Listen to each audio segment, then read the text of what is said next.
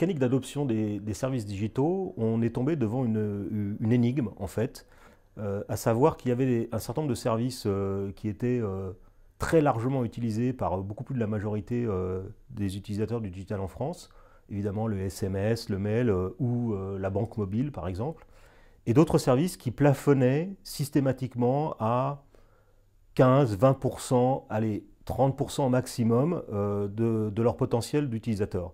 Or, ces services étaient gratuits, étaient bien faits, étaient utiles. Et la question qu'on s'est posée, c'est pourquoi ce plafond de verre dans les utilisations de certains services digitaux? La question est importante parce que finalement, si on arrive à basculer la majorité des utilisateurs vers les services digitaux, on est sur de tout autre business model avec des facteurs d'économie et des facteurs de qualité relationnelle très importants. Donc cette notion du digital first est évidemment importante.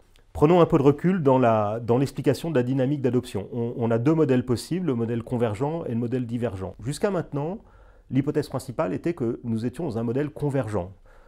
Si on reprend un peu de recul, 2002, le premier million d'adhésions ADSL, il a fallu à peu près 10 ans pour la France pour, quelque part, faire le plein de ces connexions ADSL.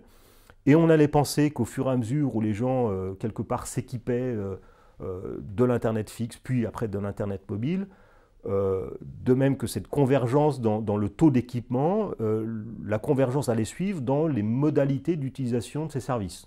Et que les early adopters étaient finalement la cohorte avancée et que l'ensemble des Français, après quelques années, allaient ressembler aux utilisateurs les plus avancés. Ça n'était qu'une question de quelques années pour que finalement, et l'équipement et l'usage finissent par se ressembler. Ça n'est pas ce qu'on observe dans les études. On a à peu près 10% des Français qu'on a catégorisés comme connectés, qui sont donc les utilisateurs les plus avertis et les plus appétents aux nouveautés nées du digital.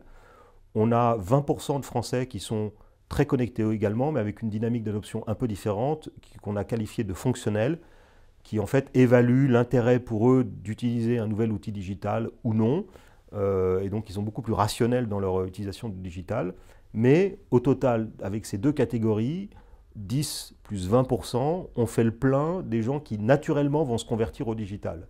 Et on retombe effectivement sur les plafonds de verre d'un maximum de 30% d'utilisation spontanée des outils digitaux. Et encore de pas tous les outils digitaux pour les fonctionnels.